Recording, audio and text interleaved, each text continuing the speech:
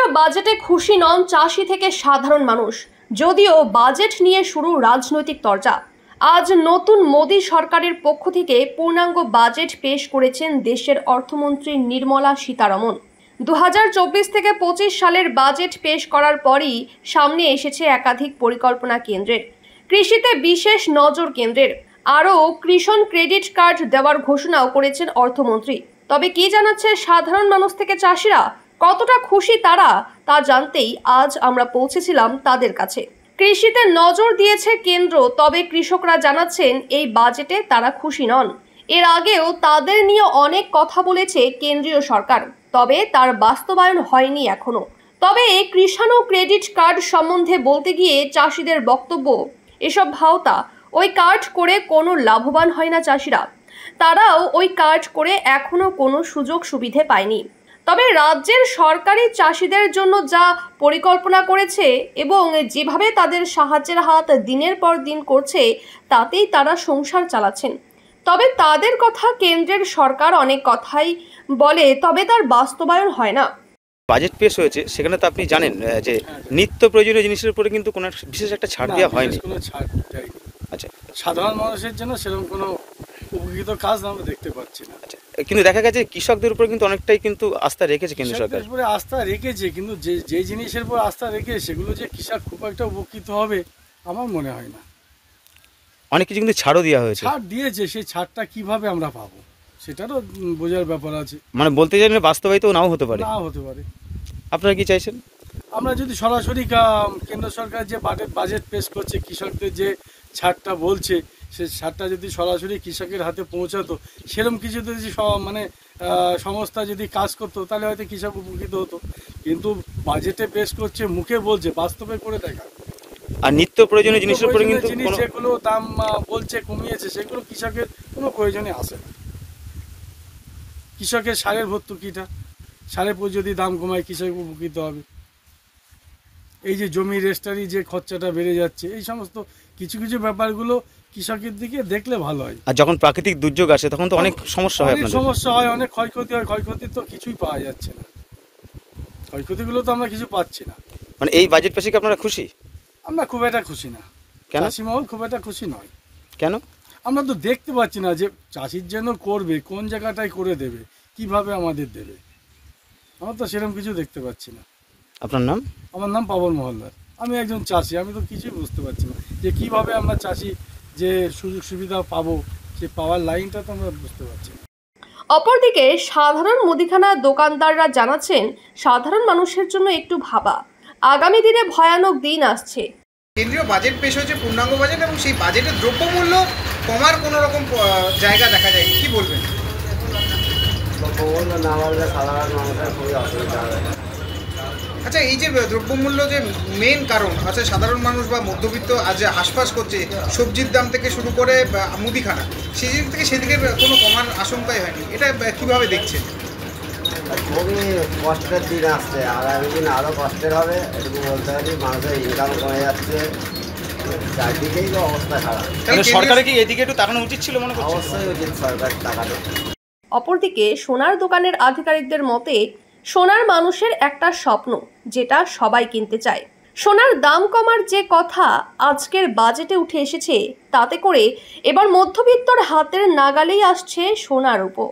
এখন যা দিনকাল পড়েছে, সেক্ষেত্রে একটা সাধারণ মানুষের প্রতি সোনা কেনাটা অ্যাসেটের মতন, ঠিক আছে? সেক্ষেত্রে যদি আজকে আমাদের সরকার বাজেটের পেশ করে অনেক কমিয়েছে, সেক্ষেত্রে অবশ্যই অনেক সকল মধ্যবিত্ত যারা আমাদের ভাই বোনেরা আছে, অবশ্যই সুবিধা হবে। আর আমাদের কাছে এমনিতেও কোয়ারিজ আছে যে দাম কখন কমবে, মানুষ তখন রেডি আছে যে কখন একটু দাম কমবে, একটু নিজেদের পছন্দের মতো জিনিসগুলো নেবে, কম ওয়েটে, নিজেদের বাজেটের মধ্যে, তাদেরও একটা ফাইন্যান্সিয়াল সব দিক থেকে যেন স্টেবল থাকে। তো এই দিক থেকে অবশ্যই সাধারণ মানুষের অবশ্যই সুবিধা হবে। আমরাও এক্ষেত্রে এই কমাতে আমরা আরও এক্সিবিশন করব, যাতে সাধারণ মানুষকে পৌঁছাতে পারি যে এখন সোনার দাম, রূপোর দাম আগের বছরের থেকে অনেক কমেছে, যাতে মানুষেরা কিনতে পারে। তো এর জন্য অবশ্যই সকলের সুবিধা হবে। অবশ্যই আমরা এর পরিপ্রেক্ষিতে আমরা অবশ্যই একটা ভালো কিছু এক্সিবিশন করব আমাদের তরফ থেকে। তবে সাধারণ মানুষও খুশি নন এই বাজেটে। তারা জানাচ্ছেন, সরকার আজ সাধারণ মানুষের জন্য কিচ্ছু ভাবেনি। যদিও এই বাজেট নিয়ে শুরু হয়েছে রাজনৈতিক চর্চা, রাজ্যের শাসক দল তৃণমূল কংগ্রেসের পক্ষ থেকে জানানো হয়েছে, মোদী সরকার গদি বাজাতে আজকের বাজেট পেশ করেছে। বাংলার মানুষ আজ বঞ্চিত থেকেই গেল বাজেটে। এই বাজেট মানুষের বাজেট নয়। তৃণমূলের সৈনিক হিসাবে একটাই কথা, এই কেন্দ্র সরকার হচ্ছে শিল্পপতিদের সরকার, বড়লোকের সরকার। মানুষের কথা ভাবে না, মিথ্যা প্রতিশ্রুতি দিয়ে মানুষের ভোট নিয়ে এবারও তারা একটা সংখ্যালঘু সরকার কেন্দ্রে তৈরি হয়েছে। সর্বপ্রথমে বলবো, বাংলার প্রতি বঞ্চনা, এর বঞ্চনা আগেও হয়েছে। বাংলার জন্য কোনো দিশা নেই, কোনো টাকা বরাদ্দ নেই, উন্নয়ন নেই। বাংলার প্রাপ্য টাকা, হকের টাকা আজকে কেন্দ্রীয় সরকার দেয়নি। সেক্ষেত্রে নরেন্দ্র মোদীর গতি কী করে বাঁচানো যায়? ভারতবর্ষের দুই পাল্টুবাজ নেতা, বিহারের নীতিশ কুমার এবং অন্ধ্রপ্রদেশের চন্দ্রবাবু নাইডুর সমর্থনে যে সরকার রয়েছে, যুক্তরাষ্ট্রীয় কাঠামোয় কেন্দ্রীয় সরকার সংবিধানে পারে না, অসাংবিধানিকভাবে আজকে প্রাপ্য রাজ্যের বঞ্চনা, বাংলাকে বঞ্চনা করে বিশেষ প্যাকেজ, একটা দুটো না 40,000 কোটি টাকা বিহার এবং অন্ধ্রকে দিয়েছে তাদের সরকার রক্ষা করার জন্যে। এ সরকার বেশি দিন টিকবে না, এ সরকারের স্থায়িত্ব নেই।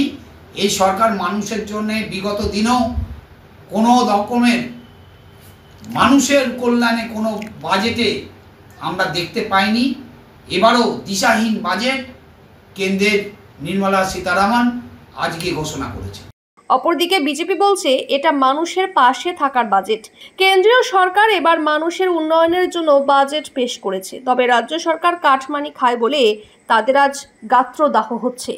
ভালো মানুষের জন্য বাজেট হয়েছে এবং আমি তাই আজকে ভোরবেলা বেরিয়ে এসেছি, আমাদের শান্তিপুরে একটা প্রোগ্রাম ছিল, ভোরবেলা বেরিয়েছি বাজেট আমার শোনা, লোকমুখে যা শুনলাম আমি তো অত্যন্ত প্রীত। এবং যে যাই বলে বলুক, ঘরে ঘরে শিল্প, এই আবাস যোজনায় এত আবার বেড়েছে, কৃষকদের জন্য আলাদা করে নোটিশ দেওয়া করা হয়েছে। কৃষক আমাদের তো আসল যারা অন্নদাতা, তাদের জন্য তো প্রচুর কাজ হচ্ছে, প্রচুর কাজ হয়েছে, বাজেট কৃষক মুখী হয়েছে। এবং আমি শুনলাম MSME 20,000 কোটি টাকা হয়েছে। MSME মানে ঘরে ঘরে কাজ হবে। এবং এবার ব্যাংক গ্যারান্টার হয়ে গেল, আগে MSMEতে ব্যাংক গ্যারান্টার ছিল না, বুঝতে পেরেছেন? মানে এটা সরকার তার দায়িত্ব নিয়ে নিচ্ছে। এর থেকে ভালো আর কি হতে পারে? তো সাধারণ মানুষ মুখী হয়েছে সব। কিন্তু রাজ্যের শাসক দল এবং বিরোধী দল যারা রয়েছে তারা কিন্তু বলছে এবছর যে বাজেট পেশ হয়েছে সেটা কিন্তু সাধারণ মানুষের চিন্তা করে হয়নি। রাজ্যের শাসক দলকে বলছে একটু কাটমানিটা কমিয়ে দিন, কাটমানিটা একদম ডিস্ট্রয় করে দিন, এক্সটারমিনেট করে দিন, ধ্বংস করে দিন কাটমানিটা। তাহলে দেখবেন আমাদের পশ্চিমবঙ্গ সোনার বঙ্গ, সোনার বাংলা আমাদের। শুধু জয় বাংলা বাংলাদেশি স্লোগানদের মতো দিলে হবে না। আমাদের জয় বাংলা আমরা জানি চোখের ইনফেকশন হয়, তাই ইনফেকশন হয়ে যাচ্ছে এখন। কাটমানিটা একটা ইনফেকশন আমাদের বঙ্গের। সুতরাং আমাদের বঙ্গবাসীও অনেক, তাদের জন্য এই বাজেট কিন্তু বঙ্গবাসী মুখীও নিশ্চয়ই। And we are very happy যে এরকম একটা বাজেট আজকে হয়েছে।